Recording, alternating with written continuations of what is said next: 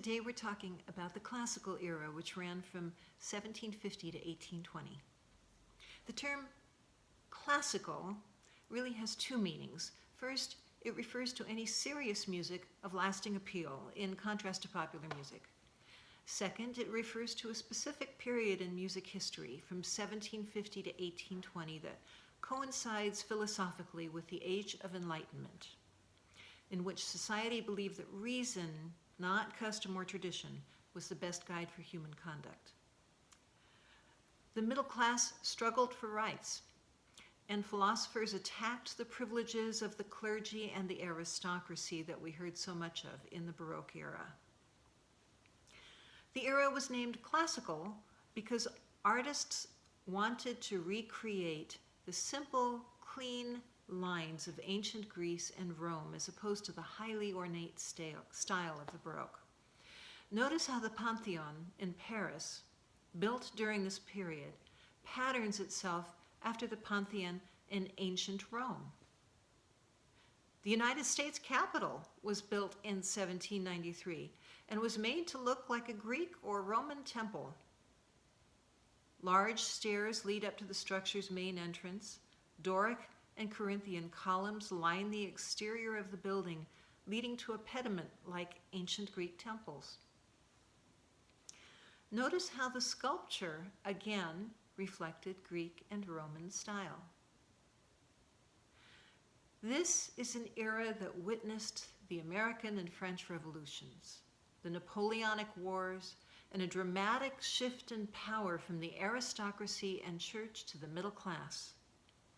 The lives of the three greatest composers of this era, Haydn, Mozart, and Beethoven, differ so greatly that they exemplify this change in social consciousness during the classical era. The classical style is one that stresses balance and clarity of structure. Musicians of this era felt that music should please by agreeable sounds and rational structure, and move by imitating feelings, but not too often astonish by excessive elaboration, and never puzzle by too great complexity. Rousseau defined musical composition as the art of inventing tunes and accompanying them with suitable harmonies, and declared that to sing two melodies at once is like making two speeches at once in order to be more forceful. So, obviously, the ethic here is that polyphony is hardly used at all in this era. The attributes of classical style are the texture is predominantly homophonic, the modes are major and minor. Within each movement, there is a striking variety and contrast of mood, and we did not see that in the Baroque era. In the Baroque, they had one mood throughout the entire movement. Within each movement, there was a use of contrasting themes. The rhythm was flexible. There were unexpected pauses and frequent changes in note lengths and rhythmic patterns. The melodies were tuneful and singable, nothing that was so ornate that you can't just hum it when you were walking down the street. There were gradual dynamic changes. The piano, which has the ability to be touch sensitive and create louder or softer sounds just with the touch of the fingers, now replaces the harpsichord. The orchestra evolved. All four sections of the orchestra are now included: the woodwinds, the brass, the strings, and the percussion. Composers now wrote for specific tone colors of orchestral instruments instead of a piece being played by whichever instruments were around. Most importantly, there was a strong adherence to form. We're going to talk about forms right now. And after we talk about these forms, then you're going to hear them as we talk about the composers who wrote them. Historians like to tell of Mozart sitting at the dinner table, folding napkins in ever-changing, intricate designs. Classical composers loved having their parameters defined, then creating within them. You recall that the Baroque era featured several kinds of multi-movement compositions, suites, oratorios, operas, and cantatas. The classical era also featured multi-movement compositions. The instrumental multi-movement form used most frequently was called the sonata. When the sonata form was used by an orchestra, it was actually called a symphony.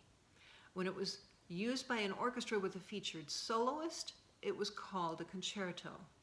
When it was played by two violins, a viola, and a cello, the form itself was called a string quartet.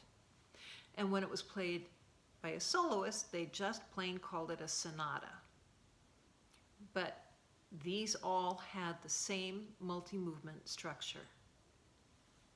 Within this multi-movement structure were single movement forms that were each assigned to specific movements. The first movement was always in a form called sonata allegro, which is extremely confusing because it starts with the same word, sonata, as the multi-movement form. Your ebook makes it even more confusing by just calling it sonata form as opposed to sonata. To keep it more clear, I will always refer to it as sonata allegro form.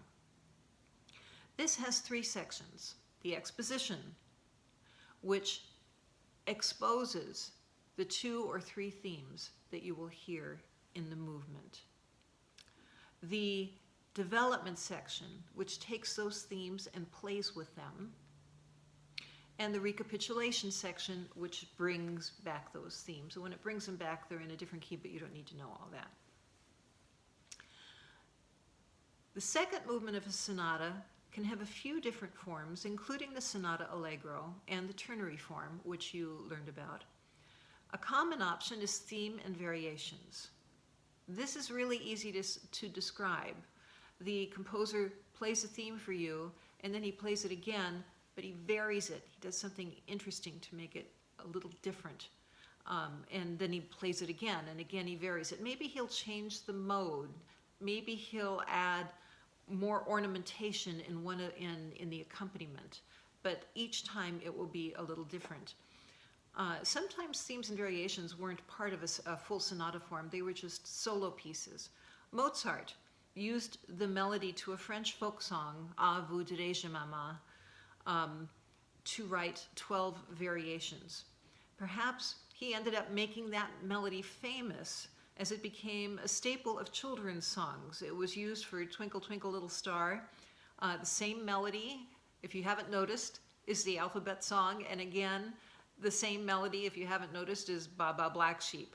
But this all came from this French folk song. So while these 12 themes and variations are very long, I'm just going to play you the first three to give you a feel for what happens with the theme and variations. The third movement of a sonata is usually a minuet and trio, which is basically a ternary form with a gracious dance-like quality inspired by the courtly dance used in the Baroque courts. The fourth movement of a sonata can either be a sonata allegro form or it can be a rondo. A rondo can be easily understood by expanding ternary form a bit. We have an opening melody, which is section A, and then we do something different, and we call that section B, and then we come back to section A again, and then we do something different from both A and B, and we'll call that C, and then we'll come back to A again. Now, a rondo can simply be A, B, A, C, A, or it can keep going, A, B, A, C, A, D, A, etc., etc.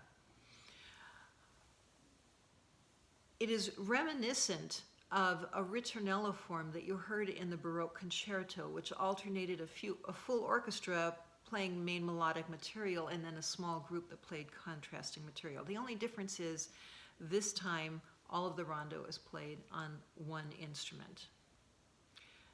Now we're going to learn about the composers of this era and hear samples of these forms.